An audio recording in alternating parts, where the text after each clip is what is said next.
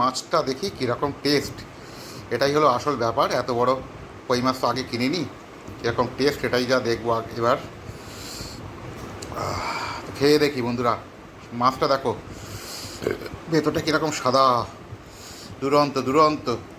আহা, ডাড়ার দিকটা খাওয়া হয়ে গেছে, এবার পেটটা দেখি কীরকম। ওয়াও ওয়াও, কই মাছের ডিম বন্ধুরা। তো মাথা বাদ দিয়ে পুরো মাছটাই খাওয়া হয়ে গেছে, এবারে মাথাটা খাবো। কই মাছের মাথা একটু শক্ত হয় ঠিকই, কিন্তু খেতে কিন্তু বেশ ভালো। আজকে বন্ধুরা বিগ সাইজের এই কই মাছটা রান্না করেছি, আগের দিন ব্লগ দিয়েছিলাম কেনার সময়, তো সেই কই মাছটাই রান্না করেছি আজকে। তেল কই টাইপের করেছি, কিন্তু মায়ের মতো ভালো হয়েছে কিনা জানি না। সমস্ত মশলাপাতি, এই যে তেজপাতা রয়েছে, তো সব রকম দিয়ে চেষ্টা করেছি আর কি। আর এদিকে নিয়ে নিয়েছি সাদা ভাত। তো আজকে আমার মেনু হলো এই তেল কই আর ভাত, আর কিচ্ছু না। প্রথমে একটু ঝোল টেস্ট করি, কি বলো বন্ধুরা, কীরকম হয়েছে আগে একটু দেখি। ওয়াও, পুরো মশলা মশলা, লাল লাল ঝাল ঝাল, কে আবাদ কে আবাদ কে আবাদ, দুরন্ত দুরন্ত। তো দেখি কীরকম টেস্ট হয়েছে। অনেকক্ষণ ধরে অনেক বুদ্ধি খাটিয়ে এটা করেছি, তো এবারে ফাইনালি দেখি কীরকম হয়েছে।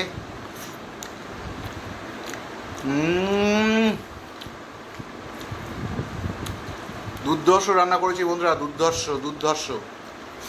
এবারে মাছটা একটু প্লেটে নেই বন্ধুরা। সাইজটা দেখো, সাইজটা দেখো, সাইজটা দেখো, দুরন্ত দুরন্ত। আর একটু ঝোল লাগবে, ঝোল না মশলা, সুন্দর করে একটু মশলা নেই, ব্যাস। ভালো জিনিস একটা পদে খেলে বেশ পোষায়, কি বলো? হাজার রকম পদ হলে এই তেল কইটাই ভালোভাবে খেতে পারতাম না। এত দাম দিয়ে এত বড় মাছটা কিনেছি, ওই জন্য স্পেশাল আজকে লাঞ্চে শুধু একটাই মেনু, তেল কই। কই মাছটা দেখেই মন ভরে যাচ্ছে। আর এই তেজপাতা একটু চুষতে ভালোই লাগে। এটা তো আর খাওয়া যায় না, এটা শুধু চুষেই রাখতে হয়, মানে অপূর্ব হয়েছে, অপূর্ব।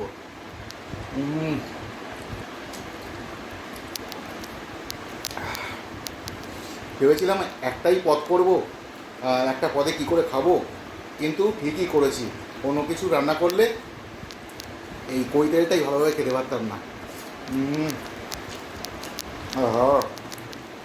দুরন্ত। এই সাইজের কই মাছ আর একটা আছে ফ্রিজে, টোটাল দুটো কিনেছিলাম, তো একটা নিয়ে তেল কইটা করলাম। আর একটা কি করা যায় বলো তো? এই মাছের যা সাইজ, মোটামুটি নর্মাল যেরকম কই মাছ সবসময় পাওয়া যায় বাজারে, খান পাঁচেক কইয়ের সমান, দুর্ধর্ষ।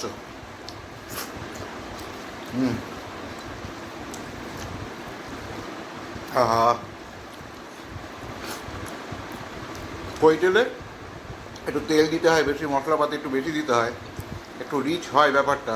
কিন্তু তেল কইতে যদি একটু মশলাপাতি বা তেল বেশি না দেওয়া হয়, তাহলে আর তেল কই হলো কী করে, তাই না বন্ধুরা? তো ভাত খাওয়া শেষ, এবারে মাছটা দেখি কীরকম টেস্ট, এটাই হলো আসল ব্যাপার। এত বড় কই মাছ তো আগে কিনিনি, কীরকম টেস্ট এটাই যা দেখবো এবার।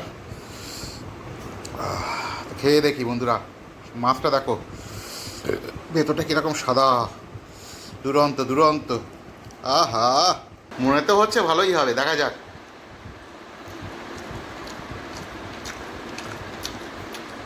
বাহ, হেভি টেস্ট। অনেকে আমাকে বলছিল যে এত বড় কই দেশি কই না, তো দেশি কি বিদেশি আমি জানি না, কিন্তু কই মাছের মতোই খেতে লাগছে, ওই একই রকম টেস্ট, দুরন্ত লাগছে। মানে সাধারণত বেশি ছোটো কই মাছ যেটা আমরা কিনি, ওতে তো মাছ কম থাকে, এতে মাছের পরিমাণটা অনেকটা,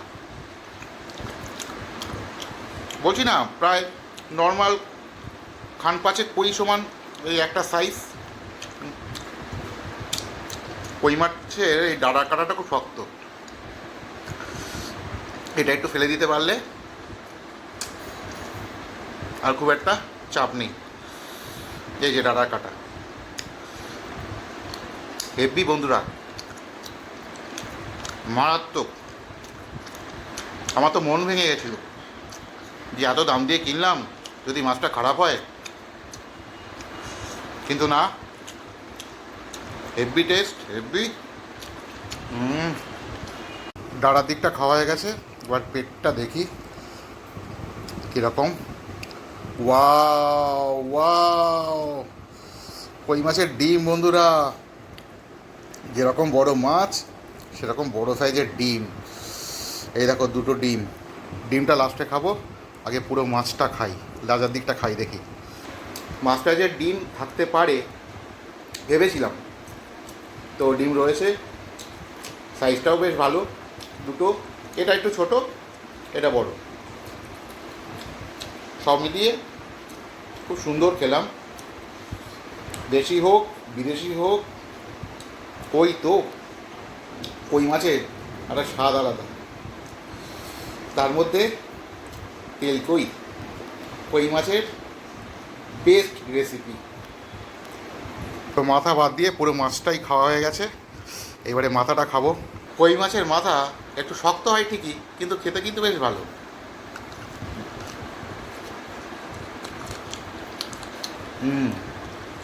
একটু কাট কাট বেশি,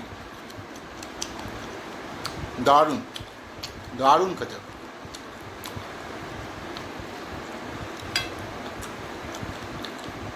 কাটা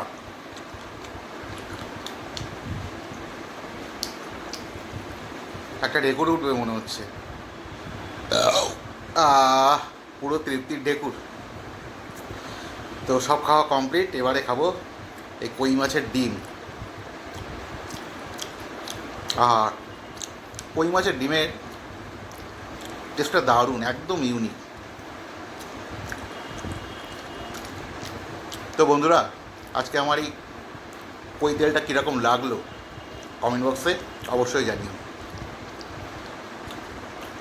আহা।